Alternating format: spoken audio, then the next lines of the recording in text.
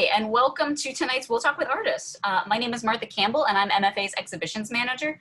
But starting next week, I will be MFA's Communication Manager. I will be helping out with Will Talk still, but MFA is being joined by another young woman coming into the arts management field, and I'm sure you'll all get to know Abby eventually. If this is your first time with us, welcome. Maryland Federation of Art is a visual arts nonprofit, and our mission is to create meaningful connections in the community through art. One of the ways we're doing this during quarantine is to hold digital discussions like the one we're all about to have. I would like to introduce the host of our show, Will Scott.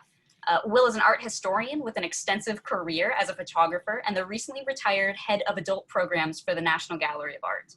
Will is on MFA's board of directors, and he is uniquely qualified to help bridge the gap between artists and the public.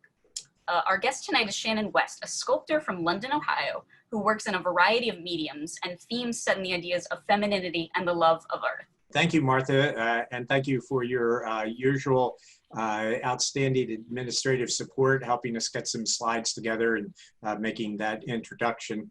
Thank you, Shannon, for agreeing to do this. Since we've never met and we've only talked once for some time on the phone, and you're in Ohio, I think it's I especially appreciate your willingness to allow me to quiz you when you don't know quite what I might do. But I promise that it's intended to be a conversation where we give you, as one of our out-of-state members, a better opportunity to introduce yourself to our patrons and membership and the public at large if they're watching, and to tell us about your art. And before I start the conversation per se, I just want to say that as I get the privilege of choosing who I'll be talking with, I think your art is some of the most interesting and provocative and complex, particularly the way you handle certain themes having to do with women and also your use of materials. So there's a lot of meaty things that I think you and I can talk about, but let's start with one of the more conventional ways that these kinds of interviews begin. If you'll just say a little bit about how long you've been an artist and why you chose to devote your career to art, and anything that is a highlight along the way that you think we all will be interested in knowing. Okay. I'm a 37-year-old woman from Ohio. I've lived here most of my life. As far as being an artist, for as long as I can remember, I was always picking up something, making something. My mom said I was drawing perfect Barbies at like the age of 2. So I've always loved just expressing myself and the use of color and using unconventional materials. It's been that way as long as I can remember. And going through high school, they always ask, what you want to be. And I was like, well, I want to be a marine biologist. And then I wanted to be a lawyer. And then I'm like, why? I just loved the art, everything about the arts, I should say. I was always in the art room. I was in the work program. So I literally finished high school my junior year. So my senior year, I just spent in the art room just making things. And I would go to like stained glass places and pick up stained glass and go dumpster diving and just make junk sculpture. So it was I just wanted to be creative, and I wanted somebody to see something that I made and have a response to it. So that's my background. So did your high school have a strong art program or a teacher that really kind of encouraged you and gave you the opportunity to spend so much time on your art in high school? Because not everybody has that opportunity. Correct, yeah. I did. I had two of them actually. Mr. Bergert, he was a great influence for me. He's actually the one that gave me my first B on one of my drawings. And I went to him and I was like, why? So I was like trying to understand and arguing about my grades with him because I didn't get it. I was a perfectionist, so I always had to do like the best. I'm like, well, why didn't I get an A on this? And he would explain that to me. And then Mrs. Litterdale too. I had her in elementary, and then she came to high school as well, and they alternated between the two. But they allowed me to be expressive as many ways as I needed to, or whatever avenues, or they'd give me they're like, here's some clay. Do you want to learn how to use the pottery wheel? I'm like, yeah, let's do this. So they gave me avenues to expand my practice and mediums. So it sounds like your interest in different materials and media goes all the way back to childhood, and especially in high school, you already were able to develop that. So unless you want to say something about your undergraduate and graduate education right now, why don't we pull up the first slide? Because I think both the substance and the material of your work is fascinating to me, but I think I need your help to really dig into it and understand it. There we go. Yeah, I think that one, because of the color, and it's a little easier to read, if you will. So Shannon, have at it. Okay. Well, what got me in, I'm going to give you a little bit of background on the sculpture making of making things out of books. I got into bookmaking shortly thereafter. My father had passed in 2017. I just started my career in graduate school, and I was using resin at the time to do paintings because I had lost my way and gave up on art for a brief period of time. So I was trying to find who I was again and my voice. And of course, I'm a very creative person. So speaking is using paint and feeling the paint and materials and just feeling everything with your hands, and then you feel it with your body and your eyes and your soul, and everything becomes one with what you're working with. So I got into bookmaking, which was taught by Christine, I worked at the library at the time, and she taught me how to make these books. And I thought it was so incredible and so amazing, all of this labor of love just to make this thing that people put on a shelf, and you make sure it's clean, it's pretty, it's nice, you display them. So I was looking at books as object form and sculpture, because the binding of the book, or the pages of the book, the types of paper that it's printed on, the ink that's used to print the words. So everything was about touch and about it being on a shelf, and you have this object that almost owns you, but you own the object, basically. Because sometimes it's hard to let go of a tangible item, especially if you love the book and you love the words on the pages. So I was making these books and investigating everything about a book. And I was terrified to take something that I made, which was a book, and turn it into something else, because my words were on those pages and I didn't want to destroy my words at that point. So this book here, it's called Her Blood is Gold, and it's actually the book itself. I took the book and I cut it in half. I should go back a little bit. I actually read the book front to back. And then I have a physical reaction to all of the pages. So all the quilling that you can see there and all the swirling, those are all pages that I physically read and I reacted to. So I did that, and then I ended up cutting the book in half with a handsaw.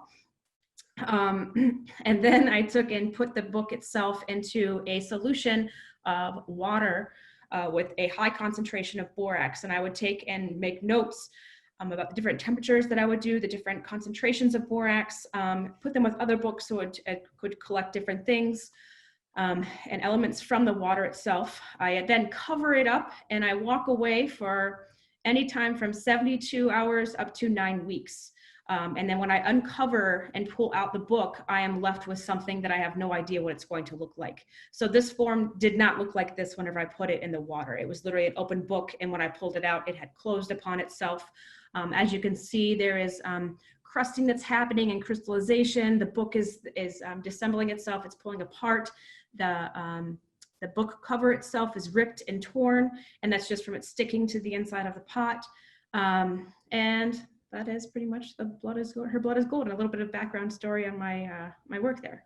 Well, I'm fascinated and very impressed by the way in which what you're talking about is linking the more conceptual part of art making with the physicality and the hands-on, and then the chance operation of the process that you've chosen to use. And for myself, I'm a photographer, so the only thing I put in my hands really is my camera, which is not the same thing as the kind of physical engagement and connection you have. So how much of this outcome, and how important is it to you to control the outcome? How much of it is you and your intentionality, and how much of it is sort of, if I may say, it's like you as an individual reacting with the world around you? Well, I've always had a very big control issue. Excuse me. Like I said, I'm a perfectionist with my work. Previously, I was a printmaker and a painter, so that gives you a little bit of background of what that is. And then I became more of a mixed media sculptor. I'm all over the place, really. I wouldn't label myself as any of them. But the book is, it's almost like me painting with the book, and making strokes with the pages, and using the words and telling its own story. So with this, it was almost like a test. And I can't tell you that one night I was just like, well, I'm going to take these books and I'm going to read them and then I'm just going to, destroy them per se. And a lot of librarians and book collectors really hate what I do. Yeah. It was taking a material that I didn't think was that conventional. Who would take something that's already been pre-made and then make it into something else that's such a beloved treasure, like something that you display in your home. So it was really important for me to embrace the unpredictability and the uncontrolled nature of what was happening, because I could control only so much, and then I let nature take control of everything else. So it was like a letting go process, of absorbing everything, reacting to it, and then letting it go. So it was almost like a breathing in and then an exhale. Martha, in her little message that she sends to all of the artists that I'm going to interview, has said that I sometimes throw a hardball. And so this was not pre-planned, and you may regard it as a hardball. Would it be more appropriate to sign these works with your name and the author's name? Oh, that's not a hard one. Actually, I did that. It was a test that I did. I had a show where I had all of the reactions. I think that we will see another picture here. We will later on, unless you want me to bring it up now. It's called Early Menopause. Yeah, go ahead, Martha, please. Could you please bring that up? Okay, this here is another production of Her Blood is Gold. It is the same exact book, only it was printed by another company. So I did Early Menopause in response to, Her Blood is Gold. So there's two of those books. And I did a test regarding that, and anybody is allowed to say whether they want to know what the actual book name is versus what I named it. But I did do a test show, and people didn't respond to it as well. They told me, Shannon, I'm not keen on that. I don't like all of the words and the verbiage. I'd rather just think that this is whatever you call it and interpret it. Yeah. So I'm open to more, more criticism as far as that goes. But to answer your question, it's not a hardball. Okay, well, good. Yeah, you've thought about it already. Yeah. So I'm glad that you had. And I didn't mean to say that I think you should do that. I'm just trying to provoke that response from you. And so since it's called Early Menopause and it's a book with a title that refers to a woman's blood, did you deliberately add that color, or was that something about the binding or something else, the book jacket or something that brought it out? How deliberate was that? All of the pictures and pieces that you'll see even on my website, I did not add color to them at all. It is literally the pages or the illustrations that are in the book or the binding. That right there is around the book binding, and the cover itself. It was red. And so it bled, as you can see. There's nice pinks throughout there. There are greens. This one sat for a very long time in the solution as well, too, which causes everything to bleed upon each other. And it was also a higher concentration of water versus borax, too. So, yeah. Well, then a bigger question that occurs to me is, you're working with a process that sort of unfolds through time, even to the point where you then are making certain, you're seeking reactions from people. And you and I talked the other day about how we both wish we could get more direct reaction from listening and observing people interacting with our work. So would you say that your work is constantly evolving even after it leaves your studio? Oh, yes. It ages, it becomes more fragile, things will fall off, it becomes oxidized. It's even if I choose to seal it, because some of them I don't choose to seal, I want to watch them break down over time. Just like thread will break down and the paper will continue to break down. So it always evolves and it's always moving, and I'm testing theories and different solutions and things of that nature. Well, I think that's fascinating because, again, as a photographer and a digital photographer at that, and I'm not going crazy here, I've got a fly that's annoying me. The idea that my photographs are with archival materials and they're going to probably, I hope, look the same 100 years from now is such a different way of thinking about art and creativity. But let's go on to some of the other aspects of your work that I think really stand apart from many of our MFA members. And one of them is the fact that you also have been a model yourself. Correct. So can you kind of say a little bit about that and how that fits in with your work as an artist in the studio and your interest in feminist issues? Yes, correct. Martha, could you actually go to slide 8, I am a warrior? Okay, with my work, I was dealing with beauty, and as a woman with feministic outlook, I've always found, an artist in general, I should say, not just women, but we all as artists look for something that's beautiful, that's pleasing to the eye, and that's what we find successful. I'm not saying 100% of the time, but majority of the time, you look for something that's aesthetically pleasing. Like I had said earlier, when my father passed away, the last words that he had said to me was, "Shannon, make it come alive." At that point, I was doing resin paintings on rounds. It was all about chemical reactions, and I was trying to dabble into the uncontrollable nature of the materials and doing tests and trying to let go. It was a big let go process. So the morning that I talked to my father, he told me, "Make it come alive." And I don't know what in the world came over me, but I decided I needed to cast myself nude.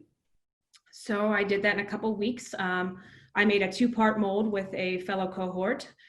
He showed me the whole mold making process, which was just like giving birth to a baby, because the item that I'm wearing right there is called I'm a Warrior, and that's actually a cast of my body. I made them as shields that I wore, and I also made them as standing sculptures. But that was me literally trying to find the beauty within myself, and it wasn't just my exterior nature. It was me trying to find who I was as an artist, as a person, as a teacher, as a student, all the things that were going on in my life. I felt like my world was spinning out of control. So I cast myself nude, and I did this whole series, and I did this photography shoot where I was nude, and I literally just wore these items as a shield. And I became one with my pieces because I found the pieces beautiful and I didn't see them as myself. But then when I wore them, I was like, this is me. Like I'm literally wearing me. So it was the part of me trying to find the beauty within myself and in my flaws and everything that I had. And as a woman, our bodies are unnatural, just like a man. There's flaws, there's cellulite, there's stretch marks, there's scars. It gets you from point A to point B. We gain weight, we lose weight. There's all these things that we, constantly do to our bodies and our minds. Well, let me interrupt you, if I may, and pick up on that, because you're quite honestly and openly talking about the way that all of our physical bodies have these different marks and flaws and evidences of the life lived. But what I see in the image is what looks like the patterns that might be on a lace dress. And I want to ask 2 things. One, why the pattern, and what creates the pattern? How was that added? Okay. Well, I chose lace because lace is so delicate, and if you snag it on anything, it opens and it rips and it shreds, and there's nothing left of the solid piece, like the fabric itself. I also chose it because if you think about a women, they're some people refer to them as delicate. They're a delicate nature, and they're afraid they're going to fall apart. Well, we're not. We're warriors. We're strong. We're amazing people, all genders and sexes, and however you talk about yourself or refer to yourself as. We are all amazing human beings, I should just say, in general. But I chose lace for that reason, because everybody was always like, Shannon's so fragile. She's this fragile person. And I'm not. I'm very strong. I wish I would have included another picture of this piece, actually, because you could see the intricate design of it. It's actually burned through as well, so you can see through the pieces of the lace. You can kind of see it on the bottom right So side. is it lace that has somehow been attached to the, is it lucite or It's resin, actually. I cast it in resin. resin? So it's attached. It is real lace attached to the resin. Okay. Correct. Correct. Yeah. Well, yeah, I think it's stunning, and it's hard in a photograph. As an It's art historian, I'm very accustomed to this. You look at a photograph and you see something that you think is compelling about a piece, which I think this is, but I can't from this photograph get down to the level that you've just opened up for us. So that's great. It does have, like I said, more burned out pieces. And just to tap on the other part about modeling too, I've done photo shoots just in traditional clothing for people, just for body positivity. I've done boudoir photo shoots as well for other people, just for different companies. And I also do some work for Express too in Columbus as well. Okay. I don't know if this is really, there's any kind of connectedness or not, but what popped into my mind as I look at this image of you, and we're talking about a different kind of work, not like the books, it made me want to go back to a question I had when we spoke the other day, and that is your teaching and your painting, and the fact that what you're doing here and in the books is so different from the printmaking and the paintings that I saw on your website. So Martha, can we go to that? I think it's the last image of Shannon teaching. Yeah, there we go. So can you just address that? This seems so much more, conventional than what you're doing now. And have you left painting and printmaking behind, or do you still do that, or would you envision going back to it, or where are you headed in your work is kind of the corollary to the basic question to talk about painting and printmaking. Oh, I love painting and printmaking. I push boundaries within that, but not to the level where I am now, like pushing boundaries with the mediums that I use. This year I have taught for about five years or so. I've taught with students, and I was just teaching them this was the advanced and intermediate printmaking class at CCAD, and this was with the undergrads. So I still do painting, and that is like in my downtime when I'm not feeling very inspired to do books, or the books are cooking per se in their gestation period. So I still will work in those different mediums. I like to push boundaries right now, and it's about letting go, because in printmaking and painting, I haven't reached the level or the comfort, I guess you would say, within my perfectionist mentality with them to let go and let things happen more than controlling it. I feel very constricted and bound within a box with those, whereas with resin and books, and the way that I'm pushing that medium, I feel I can let go. Yeah, yeah. Well, again, it's always interesting to hear an artist speak for themselves to these points, because that's sort of the way that I would look at it. You know, you've got a lot more potential, a lot more possibilities, and you're being much more original in the work that you're doing with the books and with the molding and all of that. So that makes sense to me, definitely. Thanks for articulating that so clearly. One thing that I have been trying to do with people like yourself who don't live in the immediate area, and so don't usually come to the exhibitions that they're participating in, if you could just say a little bit about why the MFA seemed an organization that you wanted to be a part of. Well, I seen the first show that I was in, which was 40 Under 40.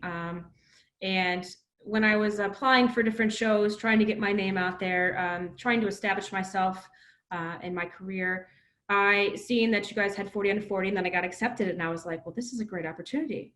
And so when I got accepted, I was then researching the MFA, and I was like, I want to see other parts of the world, in the country, I should say, right now, because I'm not traveling out of country anytime soon. But within the country, and I wanted to see what was popular and inspiring, and see my work through their eyes, and vice versa.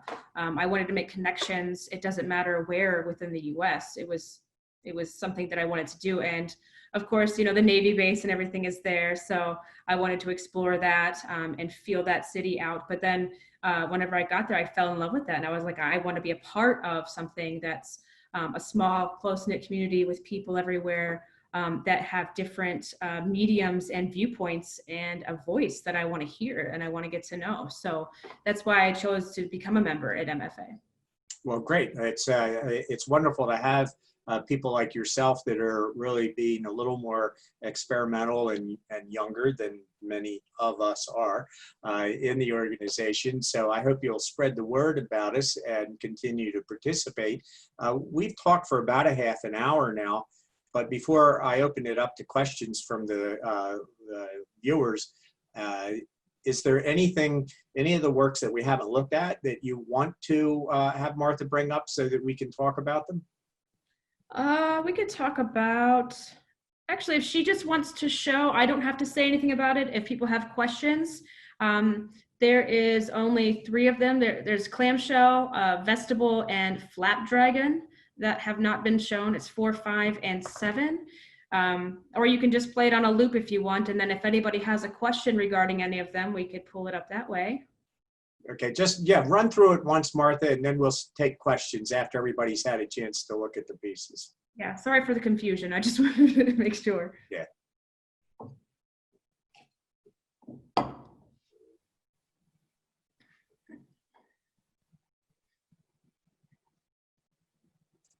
Okay, we got them all. But in reviewing them, and because I asked that we skip the first one because it was a little less, the lighting was a little awkward.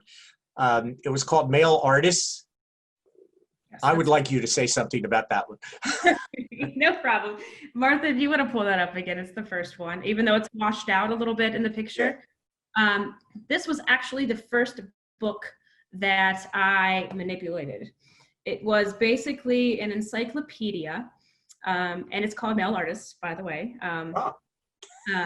So I did 3 different series of these books, and this was the first one, but this was the actual first book. And I was going through and researching and reading about all of these male artists, and then I was like, oh, this is so aggravating. Why can't it just be like artists from the 19 whatevers or the 2000 whatevers? So it was irritating me. So then I was just taking the book and I was just crumpling it. I was just manipulating it with my hands. I was getting very angry. I was like, why can't we just all be united as one? And why does everything have to be male and female? And I was getting angry about it. So then I just took the book and I just put it in a big old pot, and that's actually what came out. I used the string that's hanging. It's actually a string that's been crystallized on the bottom that I took and I wrapped around the pages and the book itself to keep it together. And then only one part of it actually crystallized, which is the bottom part. Everything else just has a light sheen to it. So it was, and then it came out looking like a female reproductive system. So, and then I just, I especially hearing you talk about it, it has a certain kind of beauty, which you've referred to, that might not be quite as appropriate as your description would mean. So I think this is something that we could talk about further, but we don't have the time to do that right now. And I have never heard of a book called Male Artists. It's called Male Artists, and I'll send you the information. That's good, because I was going to ask. Yeah, I don't like that title either, and I agree with you about, why do we have a book titled Male Artists? It's been really lively talking to you, and I'm really glad I asked you and you agreed to do this. So why don't we open it up for questions right now? Does anybody want to ask Shannon any questions about anything, but particularly the works and the things that she's said during the interview? Martha? I have a question. Yeah, Martha asked very good questions too. Okay, so I want to, I've been working on how I wanted to phrase this to you, because I don't want it to stem from a place of just wanting to point to the fact that you are a young woman artist, but I do wonder sometimes. I've worked for MFA for a while, so I've experienced a lot of different artists of all different backgrounds, age groups, ethnicities, and how they interact with us. And it tends to be that like older artists who are looking to establish themselves because they're like retired and they just brought up this new medium and are working with us because they're local in the area. So I think it's really interesting that you're first off from out of state and second off so young. And I'm sorry if that's like offensive to point out, but I do have friends who like went to MICA and are working on establishing themselves. Like I just graduated from college and they're all just graduating now as well. And just thinking about how like to begin creating your work and creating, especially I see it in your work too, creating a sort of like message or continuity through your medium. And I'm just wondering how, like kind of two parts, like maybe you can talk a little bit about the struggle it came to finding crystals and crystallizing books out of all things, which I know is a big question. But well, I'll stop you there because there's a huge thing, and I'm going to try to do it quickly so that people can ask questions. Okay. But I actually owned my own gallery for 3 years previously. When I graduated undergrad, I did own my own gallery. And then I let go of artwork for a good, I would say, maybe 10 years. I didn't really do anything creative. And then, so I applied to grad school and I got accepted. And that's when I really fell in love with art all over again. So reaching out and exploring not just Ohio was very important to me. And I've, gone all over the state as far as that goes. And then venturing out is very important. That's part of the reason why whenever I seen MFA, and then I've applied to other shows and gotten in other shows and traveled there and, met some very unique people and made contacts. So it was very important for me to branch out of a comfort zone because, being an artist, I am an introvert. I'm not very extroverted at all. I won't really speak to you unless you speak to me. So I don't like to come out of my little shell, but that was part of that. As far as crystals go, like I said, my father had passed away and then I was casting my body. And then I was trying to become like more centered and find my center of myself. So I was looking up crystals and how the rock layers are in the earth and the healing power you can literally have just by walking barefoot and feeling the energy of the earth and becoming one with the earth. And so then I was researching the different crystals that would do different things for your body and heal your body, and you can meditate with them and you can put things in the universe. So that's how crystals basically came into my life. And I started grinding them down and making my own pigments that I would use in my resin work. So that was really important to me. And then out of nowhere, like I said, I can't really pinpoint where the whole I'm going to put a book in a borax solution came from, but I was sitting there one night and I was like, all right, I just finished this book. Now I'm just going to start folding. And then I just did it. So crystals were just important as far as like the healing aspect of my work. Well, that's, again, you brought up this idea of the kind of spontaneity and the fact that your creativity and the way you've chosen to express it isn't something that you necessarily sit down one day. I would say the same thing. I didn't sit down one day and say, well, I think I'll buy a good camera, see what I can do with it. It just kind of evolves. It happens and you don't know why. Yeah, it just happened. Okay, anybody else have questions for Shannon? Martha. I have a second question. I'm sorry. Can I ask another one? Is that okay, Will? Going once, going twice. Yeah, Martha. Okay. So thinking again about how you are younger and you are trying to find yourself through your art. I just wanted to ask what you see as like the future of this theme that you're pursuing and of like the medium that you're working in.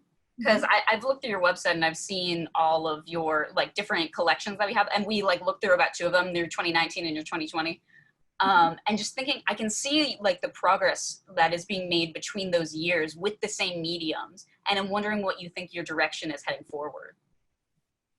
I believe it's still with books. I don't know if it's gonna be with pre-printed books as of right now. Some ideas that are flowing. I don't want to ruin anything, but there's some stuff that I've been thinking about, and it's going to evolve. I think it's going to tell more of a story, and it's still going to involve books, but I mean, I think it's going to grow in that manner, and it might not look and appear the same way that it does right now.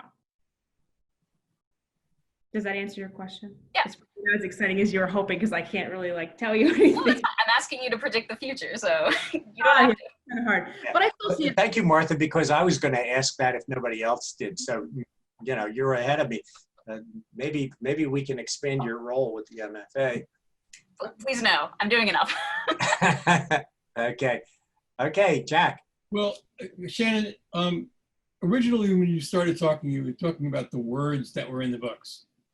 I was unable to see any words at all. That's If correct. I were looking at them in person, would the words be very evident? Are the books the same genre, or do you just pick a book because it's blue and you wanted a blue book? Well, at first, I'll handle that in different parts. The selection of the books, they were usually discarded books. And then I would, like, say the library got rid of a whole bunch of books and they were $1 a piece, or friends would give me books and then I would read them. But it would be, I got more selective as time went on. It wasn't just this book or just that book. It was particular about what the book was about, or the title of the book that brought me in. And that's why I chose the book. And then how the evolution of everything and how I manipulated it happened. Now, the pictures that you see right now are not detail shots. You can see some of the words and some of them you can't. Her Blood is Gold, whenever it's hanging, it's meant to hang a little bit above you. So you can actually look up, and on the edges of it where it is quilled, you can see some of the words, but you usually cannot read very much. And Vestibule, you can see words on the edges of the pages, so you can kind of see what's talked about in there, but not always. So it's about I'd say an 80-20 shot of seeing the words and not seeing the words. Okay. And lastly, nothing to do with words, but the precipitate that's on, like, Vestibule, is that from the borax? The what? I'm sorry, I did not understand your The question. weight crystals, the precipitate. The crystals, yes. The crystals are from the borax, yes. Mm-hmm. Are you controlling that in any way, shape, or form, or you just, whatever you get, you get? No, I do. I'm almost like a chemist. They all call me a chemist. That's like my nickname, because I come up with different variations of water with borax, and then I do different temperatures as well, or I'll boil it for longer or less. It's all controlled nature. Every time I do anything with any of my work, I always keep a formula and take notes. So that way I can see the reactions, and if it was yielded a good reaction, that's always a good thing, and I'll talk about it or write about it. But if it yields a different thing, which is also part of the beauty aspect of my work, it's trying to accept all forms, no matter what comes out of my work. I'll talk about the different things and the issues I had with it and try to find the beauty within the piece. Okay, that was, Jack, thanks for prompting that, asking those questions, because that was something I did not think about. And I'm surprised that you're so careful about recording the formulas so that you can reuse them, and also, in a sense, you're discarding others because they didn't, it's this odd combination of your perfectionism and your specificity with the spontaneity that's also part of the process. Correct. Mm-hmm. Shannon, you better be careful. I was a co-major in chemistry in college, and that's how I got started. So not a good place to be. Okay. Last chance for questions for Shannon. Shannon, where are you teaching? I was teaching at CCAD. Right now, I am currently not teaching anywhere. It's Columbus College of Art and Design. But I'm still looking right now. I've got about 27 applications out. Good luck. So, well, Shannon, it's been wonderful talking with you more and learning more about your work. And I really do think that there's a distinct individual voice that you're expressing through your work. So I wish you all the success and progress in your art going forward. I think you really are hitting a very mature stride through your work. So thanks for being part of the MFA and allowing me to talk with you and for all of us to listen to our conversation. Well, thank you for allowing me to have this opportunity. I appreciate it. Great. Well, hope to see more of your work. Thank you. All right. Good night. Have a nice evening. Bye, everybody. Thank you for listening, and thank you, Martha, for your assistance.